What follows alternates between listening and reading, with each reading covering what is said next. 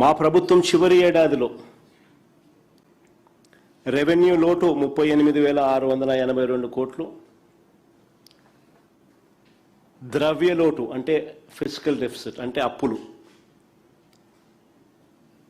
2023-24లో మా ప్రభుత్వం చేసిన అప్పులు ఫిజికల్ డెఫిసిట్ 62,719 కోట్లు కూడా మీ కంటికి కనిపిస్తుంది.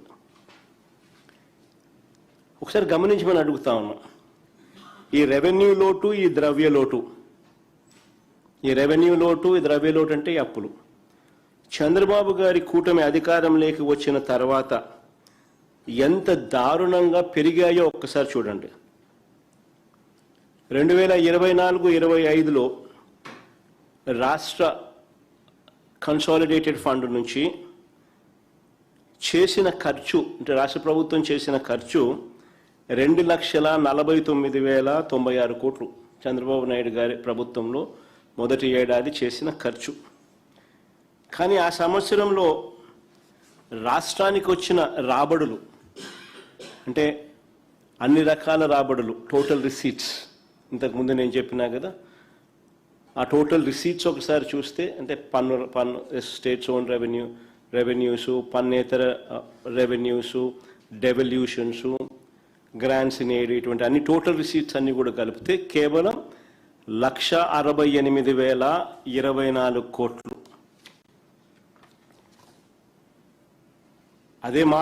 అదే మీరు గమనిస్తే ఆ టేబుల్లో మా హయాంలో 2023-24లో 1,73,767 కోట్లు కనిపిస్తే ఇక్కడ మాత్రం 1,68,024 కోట్లు మాత్రమే కనిపిస్తుంది. ఇంకా గమనిస్తే 2024-25 అంటే చంద్రబాబు నాయుడు గారు మొదటి ఏడాది చూస్తే రెవెన్యూ లోటు ఏకంగా 60,285 కోట్లు వర్సెస్ మా ప్రభుత్వ హయాంలో మా చివరి ఏడాది కూడా రెవెన్యూ లోటు 38,682 కోట్లు మాత్రమే. అక్కడ నుంచి మా హయాంలో చివరి ఏడాదిలో రెవెన్యూ లోటు 38,682 కోట్లుంటే ఆయన హయాంలో రెవెన్యూ లోటు ఏకంగా 60,285 కోట్లకు ఎగబాకింది. ఇక 2023-24లో అంటే మా ప్రభుత్వ హయాంలో ఫిజికల్ డెఫిసిట్ అంటే అప్పులు మేము చేసింది ఎంత అని చూస్తే 60,285 కోట్లుగా కనిపిస్తుంది.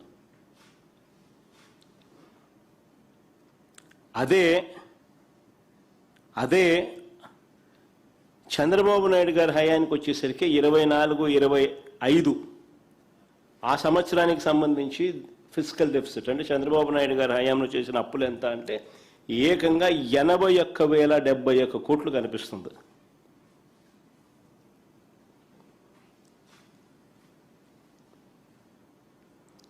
అంటే చంద్రబాబు నాయుడు గారి హయాంకు మన హయాంకు తేడా చూస్తే చంద్రబాబు నాయుడు గారి మొదటి ఏడాది రాష్ట్రానికి రాబడులు తగ్గాయి. ఇంతకుముందు మా హయాంలో 1,73,767 కోట్లు ఉండేది. చంద్రబాబు నాయుడు గారి హయాంలోకి వచ్చేసరికి 1,68,024 కోట్లు. రెవెన్యూ డెఫిసిట్ ఏకంగా 56% పెరిగింది. 38,682 కోట్లు మా హయాంలో ఉంటే ఏకంగా 60,285 కోట్లు ఆయన హయాంలో. రెవెన్యూ డెఫిసిట్ ఏకంగా 56% పెరిగింది. ఇక ఫిజికల్ డెఫిసిట్ అంటే ఇక ద్రవ్యలోటు చూస్తే ఏకంగా మా హయాంలో చేసిన అప్పులు 60,265 కోట్లు అయితే ఆయన హయాంలో ఏకంగా 81,071 కోట్లు అంటే ఏకంగా 30% పెరిగింది. అయినా సరే చంద్రబాబు నాయుడు గారి చంద్రబాబు నాయుడు గారి మొదటి ఏడాది చూస్తే ఎక్కడా కూడా సూపర్ 6లు లేవు, సూపర్ 7లు లేవు. పైగా మా హయాంలో ఉన్న పాత స్కీములన్నీ రద్దు చేసినట్టు ఆ స్కీములు లేవు. అయినా చంద్రబాబు నాయుడు గారి హయాంలో ఇంతటి దారుణమైన పరిస్థితులు కనిపిస్తూ ఉన్నాయి. ఒకసారి గమనించి మనం అడుగుతా ఉన్నాం, 2024-25 తర్వాత కూడా చంద్రబాబు నాయుడు గారి 2024-25 తర్వాత కూడా ద్రవ్యలోటు ఫిజికల్ డెఫిసిట్, అంటే ద్రవ్యలోటు ఫిజికల్ డెఫిసిట్, ద్రవ్యలోటు అంటే ఫిజికల్ డెఫిసిట్, ఫిజికల్ డెఫిసిట్ అంటే నథింగ్ బట్ అప్పులు. చంద్రబాబు నాయుడు గారు పెంచుకుంటూనే పోతా ఉన్నాడు. ఒకసారి గమనిస్తే 2019-20 ఆర్థిక సంవత్సరం అంటే మా ప్రభుత్వం వచ్చిన తర్వాత అక్కడి నుంచి గమనిస్తే, అంటే మా 5 ఏళ్ల పీరియడ్ తర్వాత చంద్రబాబు నాయుడు గారు 2 ఏళ్ల పీరియడ్ 2025-26 దాకా, అంటే 2019-20 నుంచి 2025-26 ఆర్థిక సంవత్సరం మొదటి 10 నెలల వరకు కూడా, ఈ 25-26 ఆర్థిక సంవత్సరం కూడా మొదటి 10 నెలల వరకు కూడా చూస్తే మా 5 ఏళ్ల కాలంలో ఎప్పుడూ లేని విధంగా చంద్రబాబు నాయుడు గారి కూటమి పాలనలో ద్రవ్యలోటు ఫిజికల్ డెఫిసిట్ అంటే అప్పులు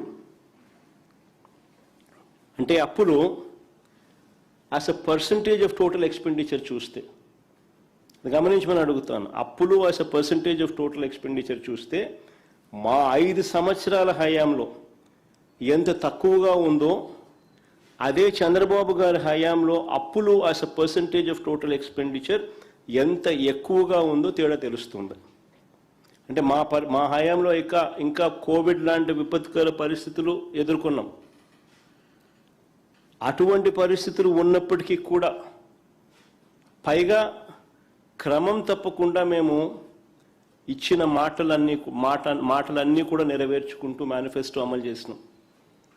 అలాంటి డిసిప్లిన్ చూపించిన పరిస్థితులు కూడా మాలో ఉన్నాయి.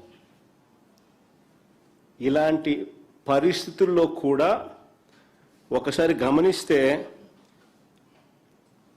ఏ రకంగా యాజ్ అ పర్సంటేజ్ ఆఫ్ అప్పులు as a percentage of total expenditure చూస్తే ఏ రకంగా 2019-20లో 25.59, కోవిడ్ 2020-21లో కోవిడ్ టైంలో కాస్త పెరిగింది 31.82కి వచ్చింది. తర్వాత మళ్ళా ఫిజికల్ డిసిప్లిన్ తీసుకొచ్చినాం. 21-22లో ఏకంగా 14%కి తగ్గించిన 14.08%. 22-23లో కూడా 24.97%. 23-24 చివరి సంవత్సరంలో కూడా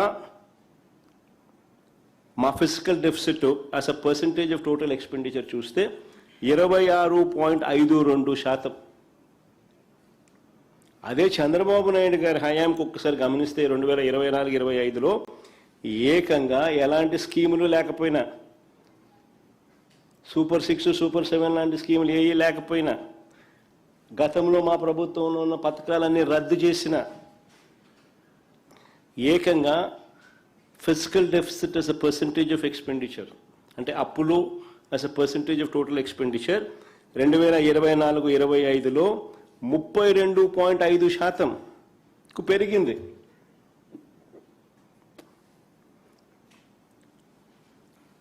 ఇంకా ఈ సంవత్సరం 2025-26 మొదటి 10 నెలలు కూడా తీసుకుంటే అక్కడ కూడా అప్పులు as a percentage of total expenditure చూస్తే 39.74%కి ఎగబాకింది. నిజంగా చంద్రబాబు నాయుడు గారి ఆర్థిక విధ్వంసానికి ఇవన్నీ కూడా చిత్రపటాలు. All these are paintings. ఆర్థిక విధ్వంసానికి సాక్ష్యాలు, ఆధారాలు, చిత్రపటాలు.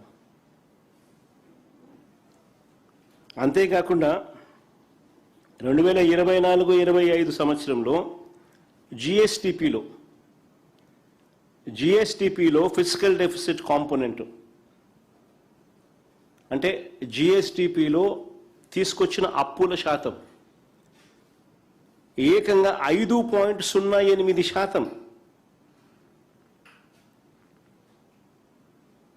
మా హయాం చూస్తే, మా ప్రభుత్వ హయాంలో 5 ఏళ్ల పాటు చూస్తే కూడా జిఎస్టిపిలో ఫిజికల్ డెఫిసిట్ అంటే జిఎస్టిపిలో